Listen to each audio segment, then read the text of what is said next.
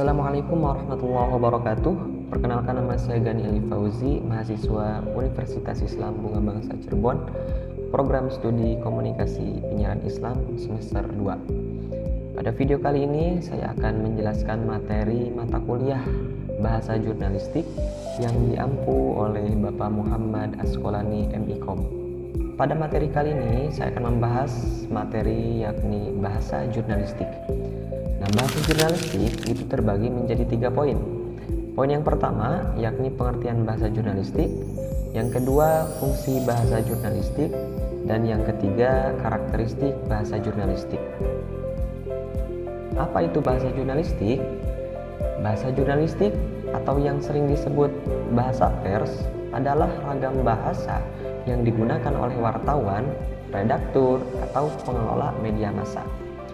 Tujuan utama dari bahasa jurnalistik yaitu menyajikan berita agar mudah dipahami dan maknanya cepat ditangkap oleh pembaca. Kemudian sifat khas daripada bahasa jurnalistik yaitu cukup sangat singkat, padat, sederhana, lancar, jelas, lugas, dan menarik. Fungsi utama bahasa jurnalistik itu mempunyai beberapa poin-poin penting. Di antaranya yang pertama yaitu alat ekspresi dan komunikasi, tujuannya untuk menyampaikan perasaan dan pikiran kepada orang lain. Kemudian poin yang kedua yaitu integrasi dan adaptasi. Tujuannya memungkinkan manusia saling mengenal dan saling belajar dari pengalamannya masing-masing. Kemudian poin yang ketiga dari fungsi utama bahasa jurnalistik yakni kontrol sosial. Nah, kontrol sosial ini tujuannya untuk mengatur kegiatan sosial agar berjalan lancar dan baik. Kemudian poin yang keempat yakni pemersatu. Nah, pemersatu ini tujuannya yaitu untuk menghubungkan berbagai dialek menjadi satu masyarakat bahasa. Kemudian poin yang terakhir yakni kewibawaan.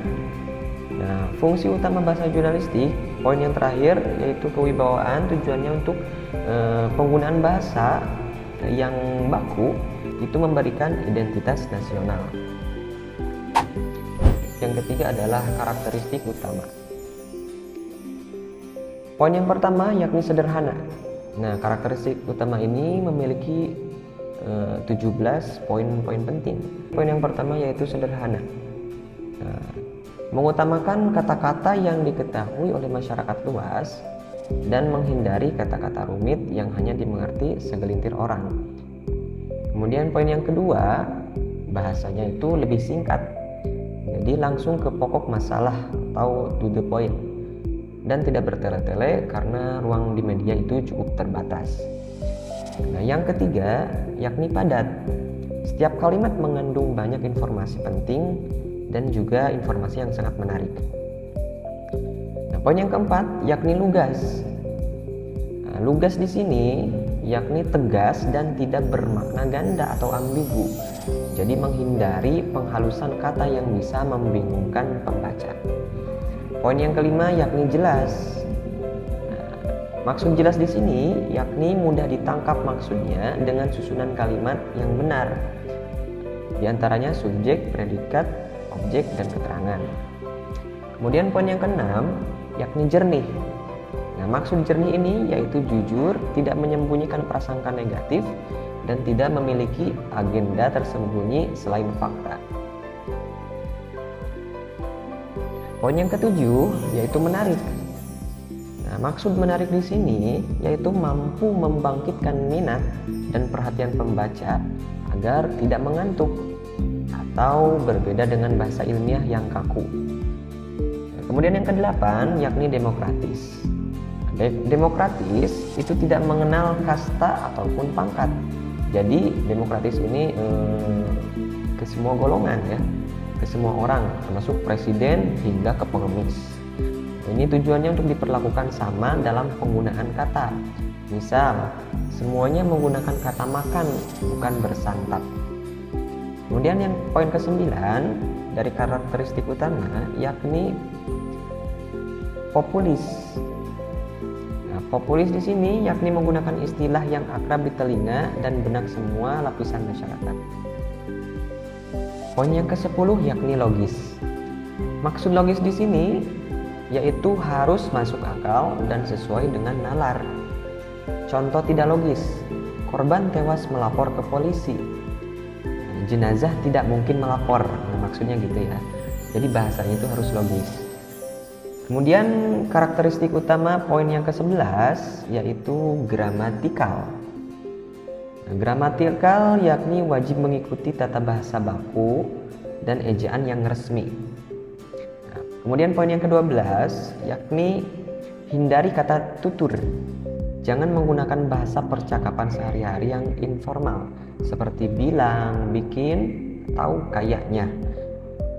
Jadi hindari kata tutur seperti tadi. Poin yang ke-13 yakni hindari istilah asing.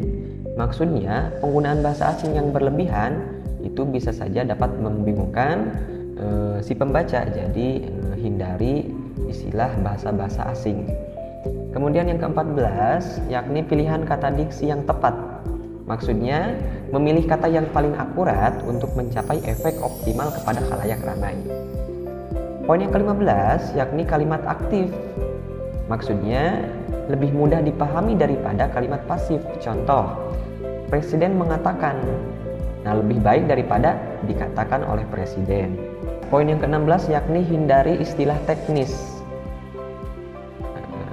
Maksudnya ialah istilah khusus seperti kedokteran, teknik, dan lain-lain harus diganti dengan bahasa umum atau diberi penjelasan dalam tanda kurung agar mudah dicerna khususnya oleh para pembaca dan pendengar. Poin yang terakhir ke-17 yakni tunduk pada etika.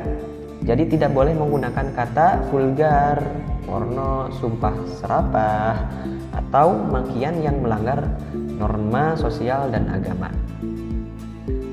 Nah, mungkin kesimpulannya, bahasa jurnalistik yang berkualitas adalah cermin dari profesionalisme pers sebagai pendidik bangsa. Dengan bahasa yang baku, benar, dan baik, pers juga menjadi martabat dan reputasinya di mata masyarakat. Ya, mungkin cukup sekian yang dapat saya sampaikan, kurang lebihnya mohon maaf. Assalamualaikum warahmatullahi wabarakatuh.